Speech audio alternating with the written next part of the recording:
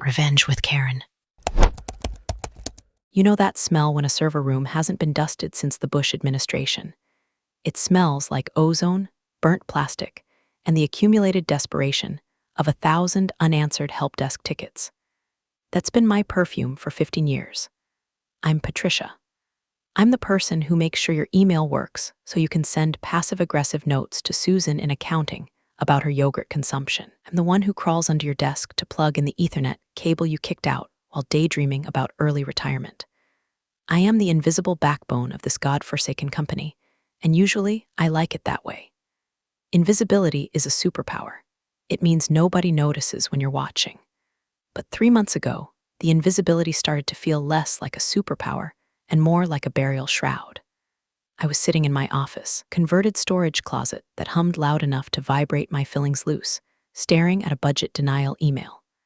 Before I get into the weeds of how I burned this corporate frat house to the ground, do me a favor.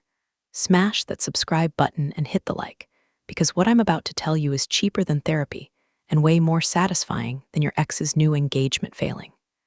Seriously, it helps the algorithm find the other disgruntled souls out there. Anyway, back to the grime. The email was from Greg, our new HR director. Greg is the kind of guy who uses words like synergy and drill down unironically while wearing a suit that costs more than my car. The email said, in no uncertain terms, that my request for a basic firewall upgrade, a critical security patch that stood between our sensitive data and every hacker in a hoodies in Eastern Europe, was denied due to budgetary constraints. Budgetary constraints. It's corporate speak for we spent the money on hookers and blow, or in this specific case, something equally shiny and useless. Because 10 minutes after I read that email, I looked out the window. My office might be a closet, but it has a sliver of a view of the executive parking lot. And there it was. A brand new, slate gray Porsche Cayenne. It was glistening in the sun like a wet seal. It still had the temporary dealer tags. And stepping out of it was the CEO's wife, a woman whose primary contribution to society seemed to be posting inspirational quotes on Instagram while wearing yoga pants she'd never done yoga in. I watched her sashay into the building, bypassing security because, of course, the rules don't apply to the royal family. I knew for a fact the CEO, a man named Sterling, because of course his name is Sterling, had been crying poverty in every town hall meeting for the last 2 quarters. Tighten the belts, team, he'd say, looking somber while checking his Rolex. We all have to make sacrifices. Apparently, his sacrifice was settling for the leather interior instead of the suede. I lit a cigarette. Yeah, I smoke, sue me. I don't smoke in the building, obviously, but I have a vape pen that looks like a USB drive, and when the rage gets too high, I take a hit right there in the server room. The fans sucked the evidence away instantly, took a long drag of blue Raz despair, and pulled up the procurement logs. You see, that's the thing about IT. We see everything. We are the digital janitors. When you buy a laptop, I see the invoice. When you subscribe to a premium software package, I approve the license. And when you try to hide a luxury vehicle purchase in the company ledger, you better hope the person reviewing the codes is an idiot. I am not an idiot. I scrolled through the back-end expenses for the month. Didn't take long. There it was, buried under a generic vendor code usually reserved for heavy hardware maintenance. Server rack expansion vendor, Stuttgart Logistics. The amount was exactly $118,000. I almost laughed. It was so lazy. It was the kind of fraud that assumes nobody is looking, or that the person looking is too scared to say anything. They listed a Porsche as a server rack expansion. I guess in Sterling's mind, the car had 4 wheels and a computer in the dashboard, so that's basically IT infrastructure, right? My blood started to boil. Not the hot, flashy anger of a teenager, but the slow, thick, sludge-like rage of a middle-aged woman who has followed the rules her entire life only to get stepped on by men in loafers. I looked at my screen, at the denied firewall request. We were running on security protocols from 2018. If a teenager in a basement decided to ping our network, we'd fold like a cheap lawn chair. But Sterling's wife needed heated seats. I reached into my desk drawer. Underneath a pile of tangled CAT5 cables and empty ibuprofen bottles, I kept a notebook. It wasn't a digital file. Digital files can be wiped. They can be corrupted. IT guys can be locked out of servers. But a physical, spiral-bound, college-ruled notebook, that's forever. That's analog vengeance. I opened it to the first blank page. I'd been keeping this log for years, mostly just tracking minor discrepancies, the business lunches that were clearly dates, the office supplies that were clearly PlayStation 5s. But this was the whale. I wrote the date. I wrote the time. I wrote the invoice number. And then I wrote asset tag #00459 Porsche Cayenne. Allocation, server maintenance. User, Mrs. Sterling. Notes does not appear to improve network latency. I closed the book. The red cover was tattered, stained with coffee rings and grease. It looked like garbage. It was the most dangerous object in the building. I didn't know it yet, but the fuse had been lit. I was just waiting for them to hand me the match. And oh boy, did they hand it to me. They didn't just hand it to me, they doused me in gasoline and asked me to dance. The rest of the week was a blur of petty indignities. Greg, the HR wonder boy, started hovering around my department. He was looking for inefficiencies. He asked me why I needed 3 monitors. He asked why my team's overtime was so high. Because the system is held together by duct tape and prayers, Greg, I wanted to scream. Because while you're optimizing synergy, I'm manually rebooting the Exchange server at 3 a.m. so you can get your morning newsletter. But I didn't say that. I just smiled the tight, in-lipped smile of a woman visualizing his murder with a stapler. We need to be leaner, Patricia, Greg said, leaning against my doorframe, checking his reflection in the glass of the server rack. The board is looking for cuts. We need team players. Are you a team player? I looked at him. I looked at his $400 haircut. I thought about the Porsche. I'm very committed to the infrastructure of this company, I said. Good, he said, tapping my desk, because the upcoming all-hands meeting is going to be a pivot point. We're trimming the fat. I didn't know I was the fat. I thought I was the muscle. But that's the mistake we all make, isn't it? We think competence protects us. We think that if we just do our jobs well, if we keep the lights on and the data flowing, we're safe. We forget that to a leech, the blood is just a resource to be drained until the host collapses. I spent the weekend preparing. Not for presentation, for a war. I backed up my personal emails. I synced my special files to an encrypted cloud drive that the company firewall couldn't touch. I went through the Red Book and cross-referenced every entry with a printed copy of the invoice, which I kept in a fireproof box in the trunk of my Toyota Corolla. Paranoia? Maybe. But just because you're paranoid doesn't mean they aren't out to get you. Monday morning came with the heaviness of a funeral. All-hands meeting was scheduled for 10 a.m. in the main atrium. The air conditioning was broken again. Another ticket I couldn't fulfill because we couldn't afford the parts, so the room was stiflingly hot. It smelled of cheap cologne, nervous sweat, and the pepperoni pizza they had ordered to boost morale. Nothing says we appreciate you like lukewarm Dominoes while we discuss layoffs. I stood in the back, near the exit. Habit. Always know your egress route. Sterling was up on the stage, wearing a suit that shimmered under the fluorescent lights. He was talking about headwinds and market challenges. He looked tanned. He looked rested. He looked like a man who had spent the weekend driving a very fast car that was technically a server rack. Then Greg took the mic, and the atmosphere shifted.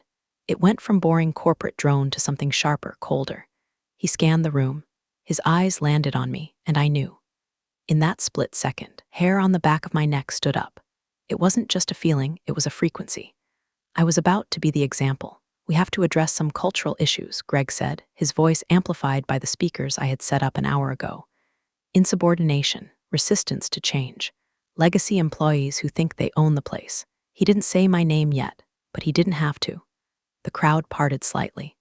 People shifted away from me like I was radioactive. I clutched my bag. The Red Book was inside, heavy against my hip. I took a deep breath of the stale, recycled air. Let's talk about the IT department, Greg said, smiling. And there it was, the shotgun blast. I wasn't going to be laid off quietly. I was going to be executed. The atrium was silent, save for the hum of the vending machines and the distant sound of traffic. Greg's voice echoed off the cheap drywall. Let's talk about the IT department, he repeated, letting the words hang in the air like a fart in an elevator. Specifically, the refusal to adapt to modern budgeting strategies. My heart hammered against my ribs, a trapped bird in a cage of bone. I saw my team, 3 guys in their 20s who I'd trained from scratch, look down at their shoes. They knew, they were terrified.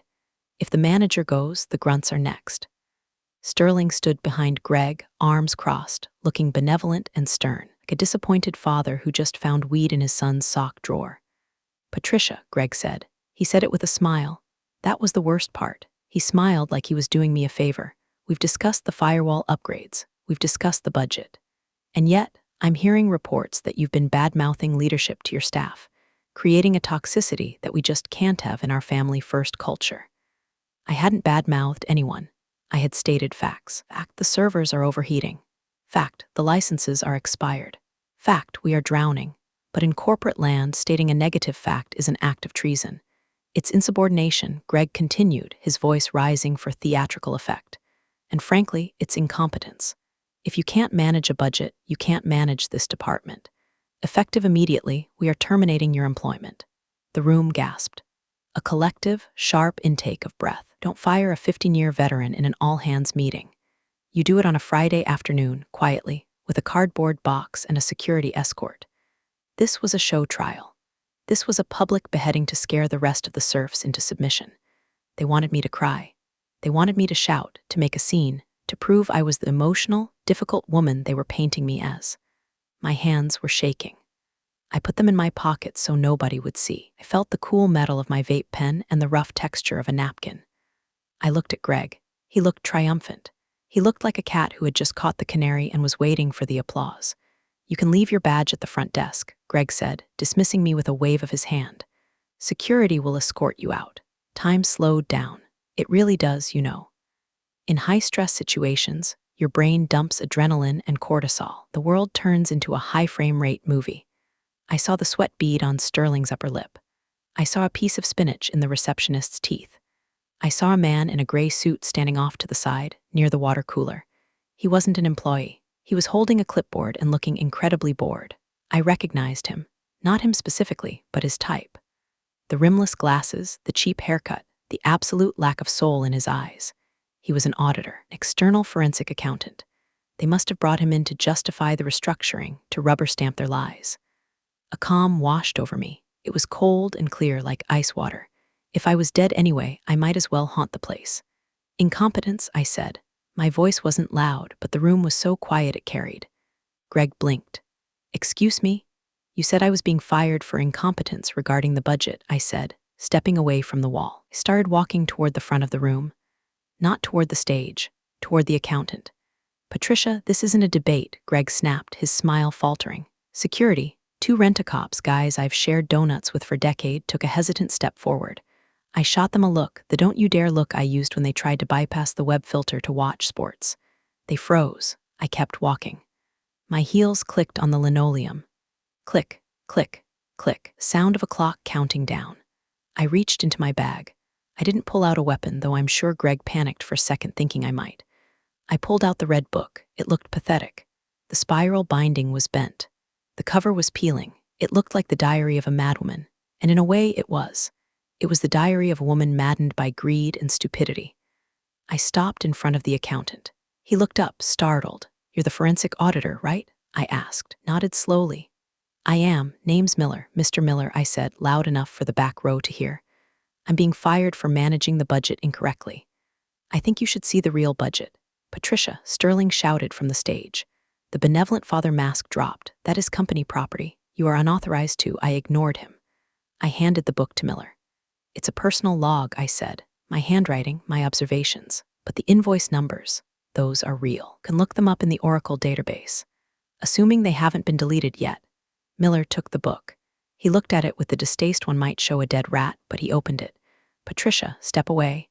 Greg was coming down the stairs now, looking flushed. This is harassment. Page 42, I said to Miller. Start there. Miller flipped the pages. The room was paralyzed. 80 people holding their breath. Even the hum of the vending machine seemed to stop. Miller found page 42. He adjusted his glasses. He read the entry. He paused. He squinted. Then he did something beautiful. He stopped looking at the book and looked up at Sterling. The look wasn't bored anymore. It was confused. It was the look of a man who just found a cockroach in his soup.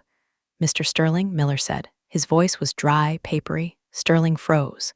This is a disgruntled employee, Miller. Don't waste your time. Mr. Sterling, Miller repeated, ignoring the CEO's command. Why is there an entry here, cross-referenced with a hardware invoice, that lists a Porsche Cayenne under server maintenance? The silence that followed wasn't just quiet. It was a vacuum. It sucked the air out of the room. You could hear the fluorescent lights buzzing like angry hornets. I looked at Greg. His face had gone the color of spoiled milk. I looked at Sterling. He looked like he was trying to calculate how fast he could run to the Cayman Islands. Sterling started, but the words died in his throat. And Miller continued, turning the page. Why does the off-site data storage facility address match a condominium in Aspen? I smiled. It wasn't a nice smile. It was the smile of a wolf watching the sheep realize the fence is gone. I'll leave you to it, I said to Miller. I have to go pack my box. I turned around and walked out. I didn't look back. I didn't have to. Could feel the chaos erupting behind me like a nuclear shockwave.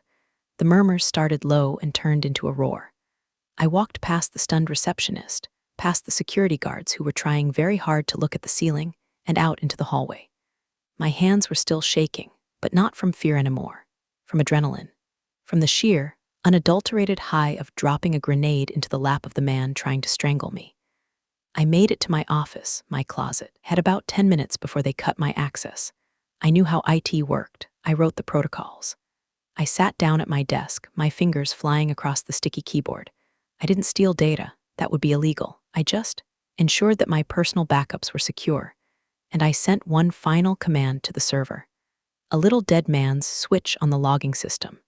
If anyone tried to delete the transaction history for the last 3 years, it wouldn't delete. Would archive to a read-only partition and email a copy to the board of directors. Petty? No. Insurance. My screen flickered. Access denied. They were faster than I thought, or maybe they just pulled the plug on the wall. It didn't matter. The seed was planted. The book was in Miller's hands, and Miller looked like the kind of guy who really cared about where the decimal points went. I grabbed my framed photo of my cat, my stash of emergency Snickers bars, and my coat. I walked out of the building into the harsh sunlight. I lit a real cigarette this time. My hands were steady. I was unemployed. I was likely going to be sued. But for the first time in 15 years, I wasn't invisible. I was the storm. I sat in my Corolla, the engine idling, watching the building. The air conditioning in my car works about as well as the company's moral compass, which is to say, it blows hot air and makes a rattling noise. But I didn't care. I watched the front doors. Usually, an all-hands meeting lasts an hour. This one ended 12 minutes after I left the room. The doors burst open. It wasn't an orderly exit. It looked like a fire drill where nobody knew where the exits were. People were streaming out, phones pressed to their ears, thumbs flying across screens. The pizza party was over. My phone buzzed. It was a text from Kevin, one of my junior sysadmins.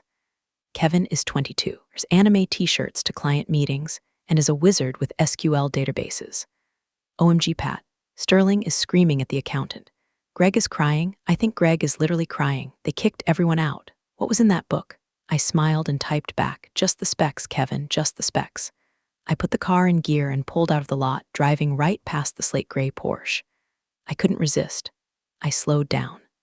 I rolled down my window and hocked a loogie. It landed perfectly on the driver's side window. Childish? Yes. Unsanitary? Absolutely. Did it heal a small part of my soul? You bet your ass it did. I drove to the nearest dive bar. It was 11:00 a.m. on a Tuesday.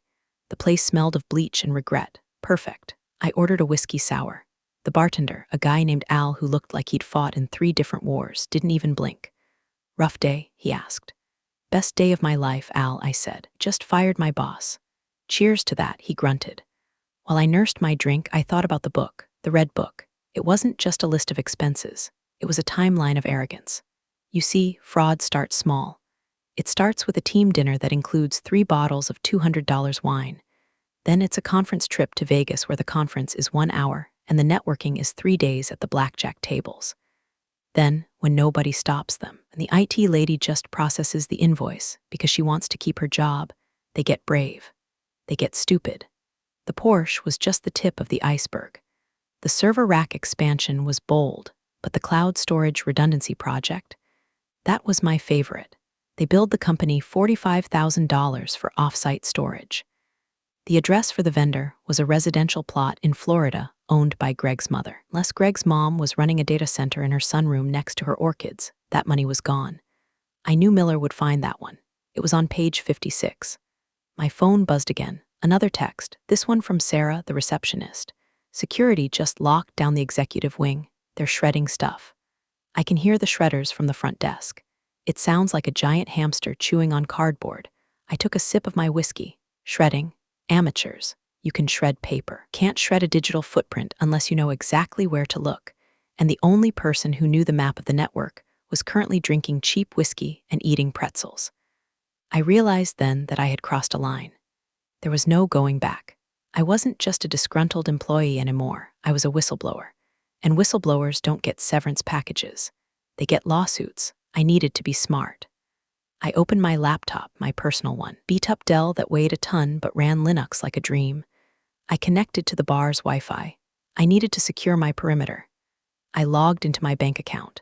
I moved my savings to a different bank, one that the company didn't use. I changed my passwords. I locked down my social media, not that I used it much. I prepared for the siege. Then, I saw the notification. A login attempt on my personal Dropbox. Source IP, 192.168.1.10, that was the office internal IP. Specifically, the executive subnet. They were trying to get into my personal files. They were trying to find out what else I had. They were guessing passwords. Password 123. Company name 2023. It was pathetic. It was desperate. I typed a quick command into my terminal. I have a script set up, a honeypot. Looks like a folder labeled Illegal Downloads Evidence. If you click it, it doesn't open. It just executes a script that loudly plays the Curb Your Enthusiasm theme song on the user's computer at maximum volume and locks the screen for 5 minutes. I watched the log. File accessed. Script executed. I chuckled. Somewhere in that executive suite, Greg or Sterling was staring at a frozen screen while tuba music blared, unable to turn it off. "You're smiling," Al said, wiping a glass. "I just imagined a clown getting hit with a pie," I said. "Classic," Al said, but the smile faded quickly, because I knew what was coming next. Silence, then threats, then the lawyers. Sterling wasn't the type to roll over. He was a cornered rat and rats bite. I needed legal counsel. Real counsel, not the strip mall lawyer who did my divorce. I needed a shark. I Googled whistleblower attorney state. The results were promising. Expensive. Promising? I finished my drink. "Al, keep the tab open," I said. "I have a feeling I'll be back." I walked out to my car. The sun was high now. The world looked normal. People were walking dogs, delivering mail, living their lives. They didn't know that 3 miles away, a mid-sized logistics software company was imploding because a middle-aged woman decided she was tired of being treated like furniture. I checked my phone one more time. A new email from a generic Gmail account. Subject: "We need to talk." Body: "Patricia, this is Miller, the accountant. We need to meet, not at the office. There are discrepancies that go beyond the car." Page 88. "The consulting fees, I need context. Can you meet me at the diner on 4th in an hour? Come alone." I stared at the screen. Page 88. Consulting fees. Oh, right. The consultants. 3 women who were listed as user experience experts, but had 0 LinkedIn presence, and whose invoices were always paid via wire transfer to accounts in the Cayman Islands. Miller had found the harem. I started the car. The engine rattled, but it started. "Hang on, Miller," I whispered. "I'm bringing the receipts." The diner on 4th is the kind of place where the menu is sticky and the coffee tastes like battery acid filtered through a gym sock.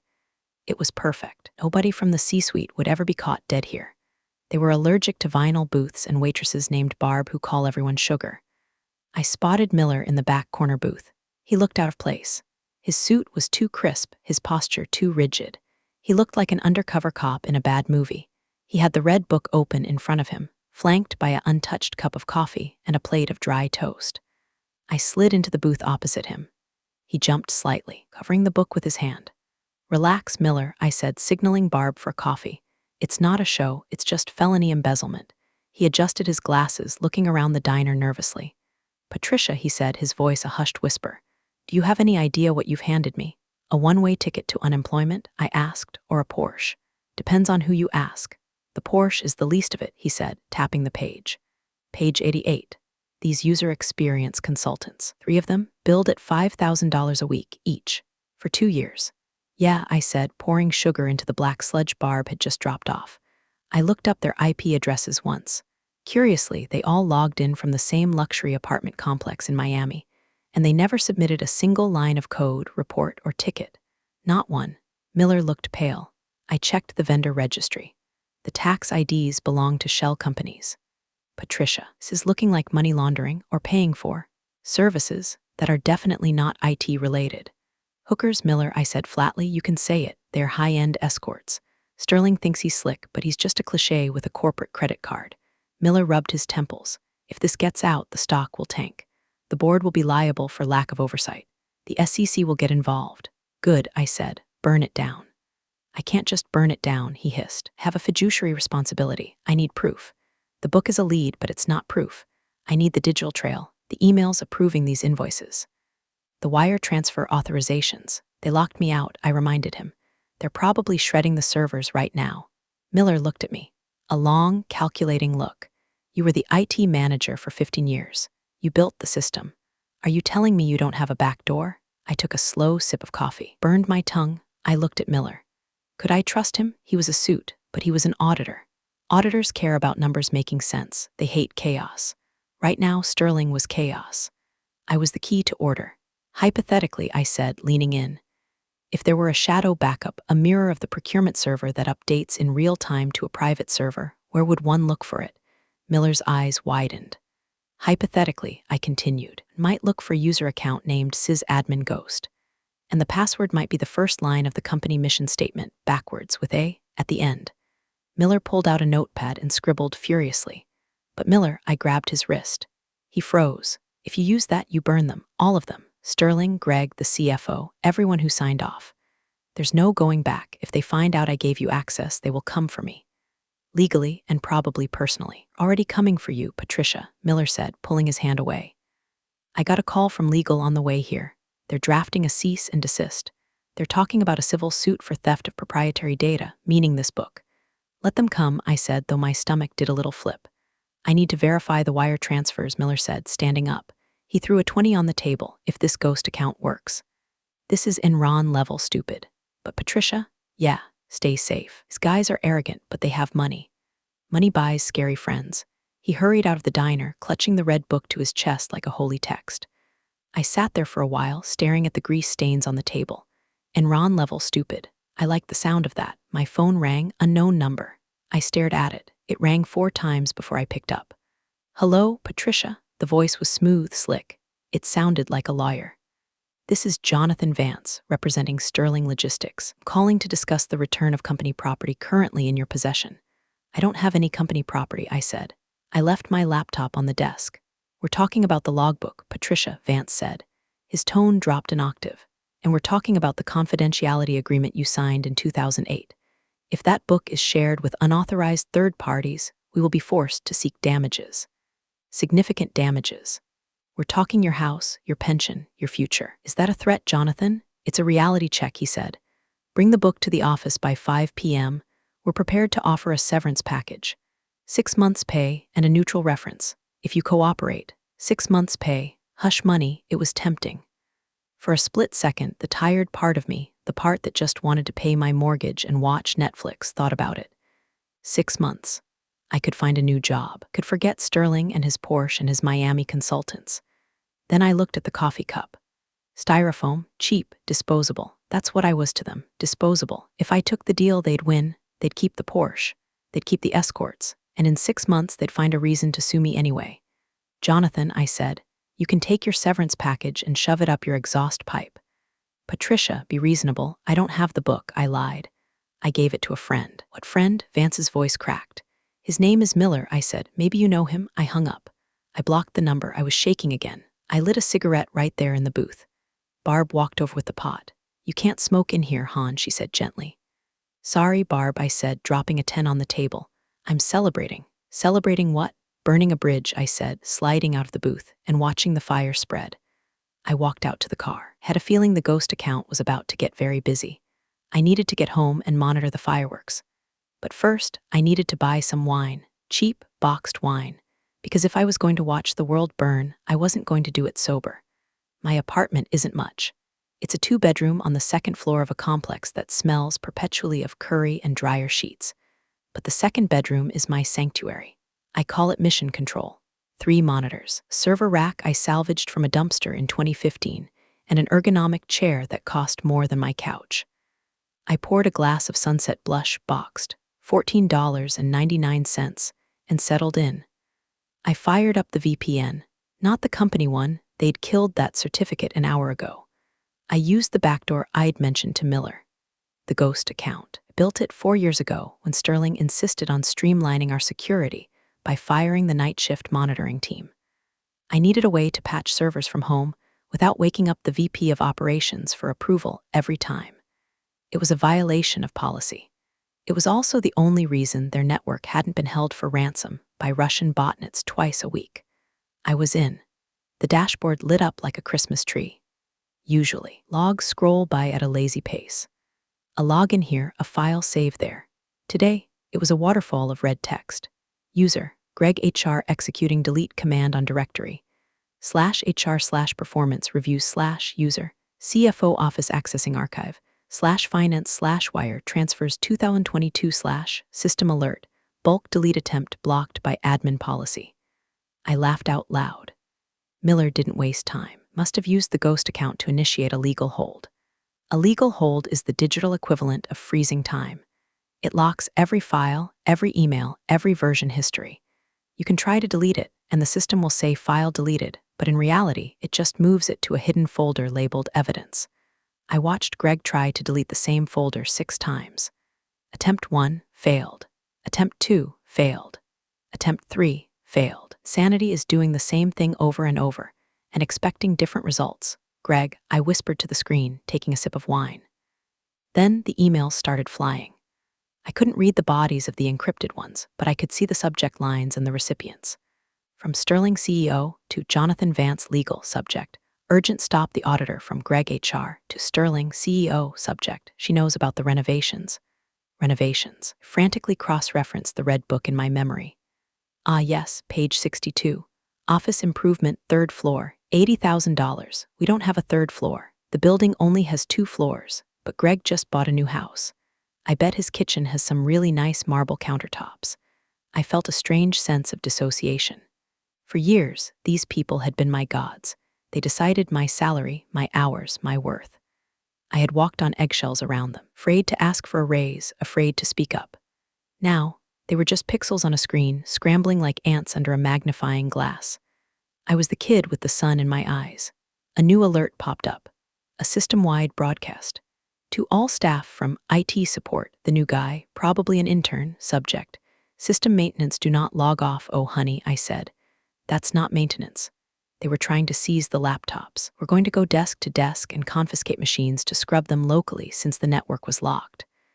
I opened a terminal window. I could stop them. I could issue a command to brick every laptop on the network. Just a simple sudo rm rf/. It would be the nuclear option. It would destroy the company. Innocent people, Sarah the receptionist, Kevin the anime kid, would lose their work, their projects, maybe their jobs. My finger hovered over the enter key. I thought about the Porsche. I thought about Greg's smile when he fired me. But I thought about Kevin. Kevin, who texted me when my cat was sick. Kevin, who covered my shift when I had the flu. I withdrew my hand. I wasn't them. I wasn't a monster. I was just the janitor. I was cleaning up the mess, not burning down the house. Instead, I sent a single message to Kevin via an encrypted chat channel we used for gaming. Me, Kevin. If anyone asks for your laptop, give it to them. But take out the hard drive first. Tell them it crashed. Kevin, they are literally walking down the row now. Greg looks like he's having a stroke. He's sweating through his jacket. Miller is following him with a clipboard, writing down everything Greg says. It's glorious. Good boy, Miller, I murmured. Then my screen went black, not the computer. The connection. The ghost account was kicked. Connection terminated by remote host. Found it, or Miller locked me out to cover his own tracks. Smart. If I was still logged in, they could blame the hack on me. By kicking me out, Miller was sanitizing the crime scene. I sat back in my chair. The link was cut. I was blind again. But it didn't matter. The damage was done. The legal hold was active. The files were preserved. The red book was in play. I poured another glass of wine. The silence in the apartment was deafening. The adrenaline was fading, replaced by a deep, aching exhaustion. I was unemployed. I was alone. I was drinking boxed wine in the dark. But then I remembered the look on Sterling's face when Miller asked about the Porsche. Worth it. My doorbell rang. It wasn't a polite ring. It was a long, insistent press. I looked at the clock. 7:30 p.m. I walked to the door and looked through the peephole. It wasn't the police. It wasn't a process server. It was Linda. Sterling's executive assistant, a woman who had treated me like the help for a decade. She was holding a bottle of expensive champagne and a manila envelope. She looked terrified. I unlocked the deadbolt and opened the door. "Patricia," she said, her voice trembling, "can I come in? I think I need to show you something." I looked at the champagne. I looked at her eyes. She wasn't here to threaten me. She was here to defect. "Does it pair well with boxed blush?" I asked, stepping aside. "It pairs well with revenge," she said, walking in. Linda sat on my beige IKEA sofa like she was afraid she might catch poverty from the fabric. She was wearing a trench coat over her office clothes, clutching the manila envelope like it contained a bomb. In a way, it did. "Nice place," she lied, glancing at the pile of laundry I hadn't folded in a week. "Cut the crap, Linda," I said, handing her a glass of the cheap wine. "I kept the champagne for myself." "Why are you here?" "Sterling sent you to plant a bug. Tell him the roaches already have the place wired." Linda took a gulp of wine, winced, and then sighed. The executive assistant mask melted away. She slumped. She looked 10 years older than she had this morning. "Sterling didn't send me," she said. "Sterling is currently locked in his office with his personal lawyer, shredding documents that the shredder keeps choking on. He's panicked, Pat. He's calling people I've never heard of. Fixers. And you. I'm the one who books the travel," she whispered. "I'm the one who coordinates the offsites. I'm the one who answers the phone when his wife calls asking where he is, and I have to say he's in a strategy session when I know he's at the Ritz with a 20-year-old consultant." She opened the envelope. It wasn't financial records. It was photos, printed emails, handwritten notes. "I kept my own file," Linda said, "not like your book. Mine is messier. It's the personal stuff. Mistress's apartment lease in her name, paid by the company credit card, the receipts for the jewelry. The paternity test results from 2019. I stared at the papers. My red book proved fraud. Linda's file proved moral bankruptcy. Together, they were a nuclear warhead. "Why bring this to me?" I asked. "Why not go to Miller?" "Because Miller is a suit," she said. "He'll cut a deal. He'll protect the board to save the stock price. He'll sacrifice Sterling, sure. He'll bury the rest to keep the company afloat. I want them to burn, Pat, all of them, for how they treated us." Linda had been there longer than me. She had fetched their coffee, lied for them, covered their affairs, and they treated her like a piece of office equipment. "Cheers to that," I said, raising my glass. We spent the next hour going through her file. It was disgusting. It was hilarious. Sterling had expensed a hair transplant as roof repair. Greg had expensed a purebred French bulldog as security K9 unit. Then my laptop chimed. A new email. From Board of Directors, via Jonathan Vance, subject. Proposal for consulting agreement CONFIDENTI ALBA. I spun the laptop around so Linda could see. "Dear Patricia, in light of recent discoveries regarding system irregularities, Board recognizes that your unique knowledge of the legacy infrastructure is invaluable. We would like to engage you as an external security consultant to assist in the audit and reconciliation process. Proposed rate, $250/hour. Retainer, $20,000 upfront. Condition, execution of a non-disclosure agreement regarding all past and future findings. They want to buy you," Linda said, her lip curling. "Want you to come back and help them bury the bodies." $250 an hour, I mused. "That's 4 times what I made this morning. Are you going to take it?" I looked at the email. It was a lot of money. It was security. I could pay off my car. I could fix the AC. But then I read the last line again. Non-disclosure agreement. They didn't want my help. They wanted my silence. Wanted me to help Miller make the numbers add up so they could minimize the damage, pay a fine, and go back to buying Porsches. I hit reply. To Board of Directors, CC, Miller Forensic Audit, subject proposal, Dear Board, my consulting rate is $500/hour. My retainer is $50,000. And regarding the NDA, no. I will assist Mr. Miller in uncovering the truth. I will not assist you in hiding it. See you in the morning. I'll bring donuts." "Patricia," I hit send. Linda stared at me. "You just turned down 20 grand to tell them to go to hell?" "No," I said, pouring more champagne. "I just told them that the price of my dignity has gone up due to inflation." Linda laughed. It was a real laugh, loud and sharp. "You're crazy, Pat. I'm a systems technician for the soul, Linda," I said, channeling a strange spark I didn't know I had. "The wiring in this company's morale is fried. I'm just flipping the breaker back on."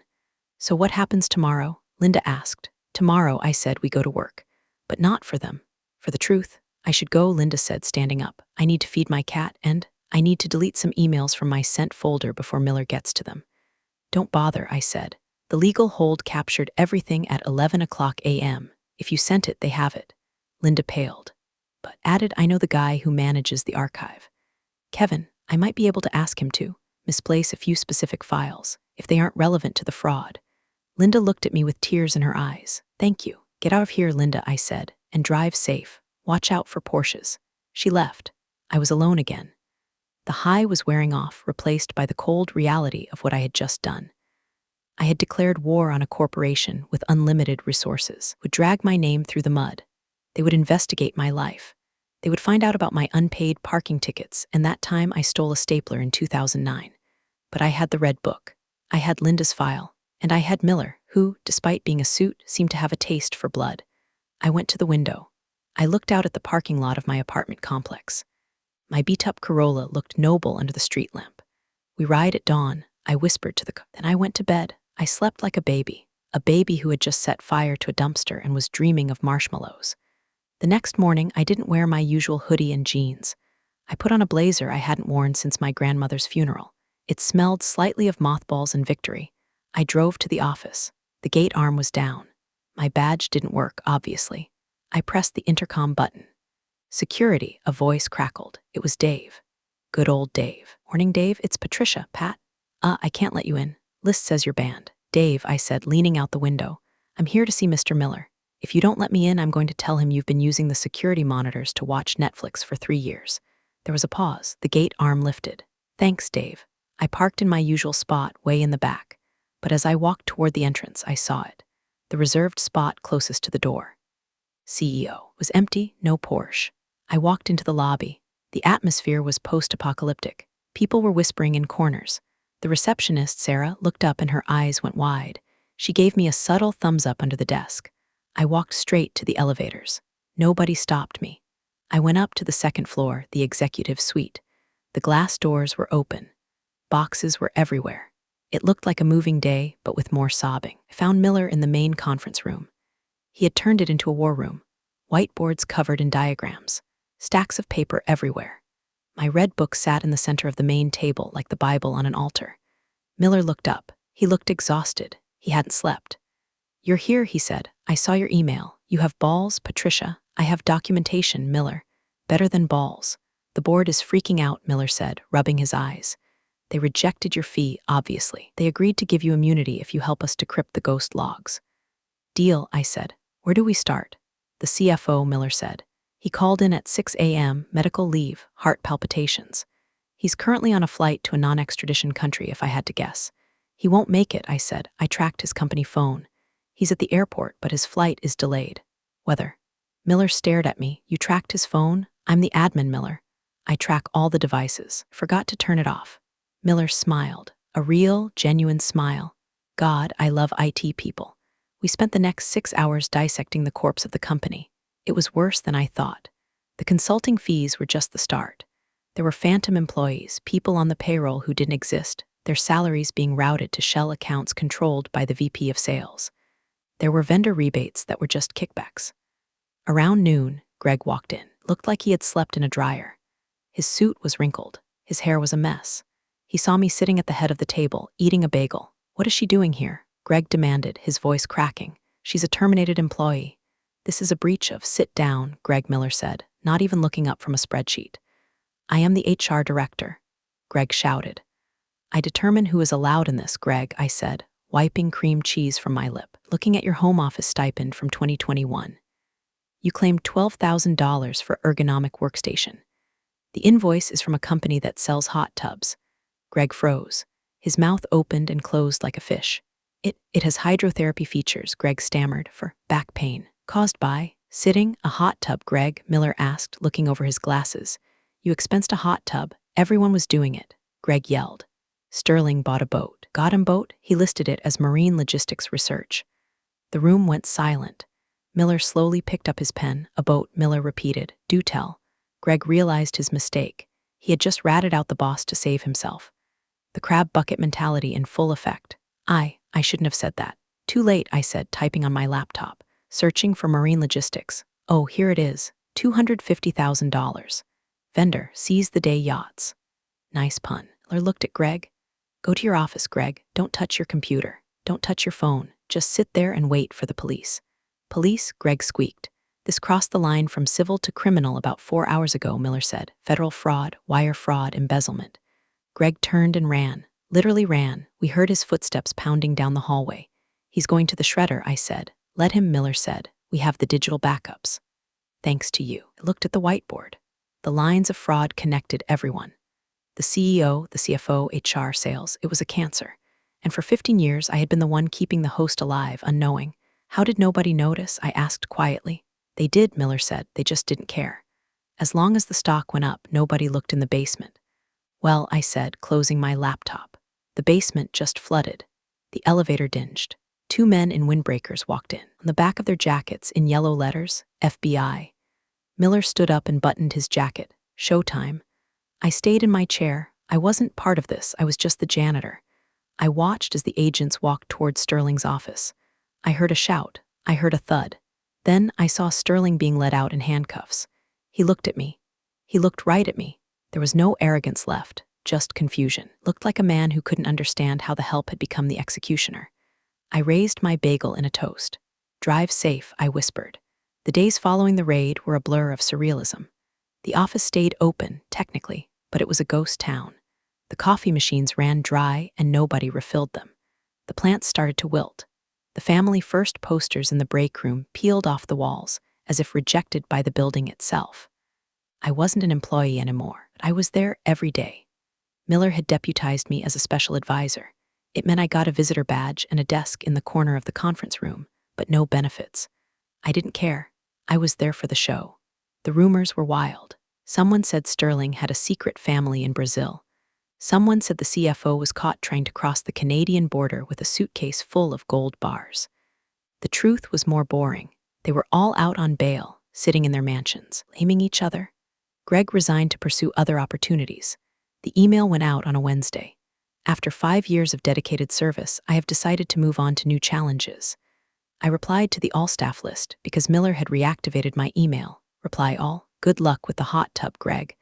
I heard laughter erupt from the cubicles outside. Real laughter. The tension broke. But it wasn't all funny. People were scared. The accounts were frozen. Payroll was delayed. The innocent people, the ones who actually did the work, were the ones suffering. Kevin asked me if he should start looking for a new job. Kevin, I told him, you should have been looking for a new job the minute they denied the firewall upgrade. Run. He did. He got a job at a bank the next week. I wrote him a recommendation letter that described him as the only intelligent life form in a black hole. The board appointed an interim CEO, a woman named Sharp. She was terrifying. She had short gray hair and wore suits that looked like armor. She didn't care about synergy. She cared about survival. She called me into her office on her second day. Sterling's office. It had been stripped bare. No pictures, no knickknacks. Just a desk and a chair. Patricia, she said, not looking up from a file. Miller tells me you're the reason I'm here cleaning up this mess. I just provided the flashlight, I said. Mess was already there. He says you know where the bodies are buried. I know where the digital graves are, I corrected. We need to rebuild the IT infrastructure, she said, from scratch. Secure, compliant. No backdoors, no ghost accounts. That will cost money, I said. I know, she said. She looked at me. I'm offering you your job back. Director of IT, double your previous salary. Full autonomy. I stared at her. Director, double salary. It was everything I had wanted for a decade. It was validation. It was victory, but I looked around the office. I saw the ghost of Sterling sitting there. I smelled the stale cologne. I felt the weight of 15 years of being invisible. No, I said. Sharp blinked. Excuse me? I don't want to work here, I said. This place. The walls are stained with it. You can scrub the books, Sharp, but the rot is in the drywall. Then what do you want? I want to be a consultant, I said. External, I come in, I fix your mess. I bill you $500 an hour and I go home to my cat. I don't answer to HR. I don't attend culture meetings. I just fix the pipes. Sharp studied me. She respected power. She saw that I wasn't asking, I was telling. Fine, she said, contractor status. But you sign an NDA. I'll sign an NDA for future work, I said. But the past, the red book, that stays mine. Miller has the book, she noted. Miller has a copy, I lied. I have the original, she sighed. Fine, get out of my office and go fix the server. I walked out, I felt lighter. I wasn't an employee. I was a mercenary, and mercenaries get paid up front. I walked past Greg's old office. It was empty. The nameplate was gone. I peeked inside. The desk was clean. But in the corner on the floor was a single, lonely object, a stress ball. One of those cheap, branded ones. Sterling Logistics, we deliver excellence. I picked it up. It was squishy. I squeezed it. Excellence, I chuckled. I tossed it into the trash can. Cobe, my phone buzzed. It was a notification from LinkedIn. Greg last name has viewed your profile. I smiled. He was looking. He wanted to see if I was gloating. I updated my headline right then and there.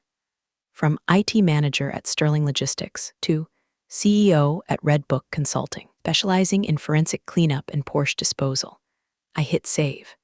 I walked down to the server room, my old sanctuary. It still smelled like ozone.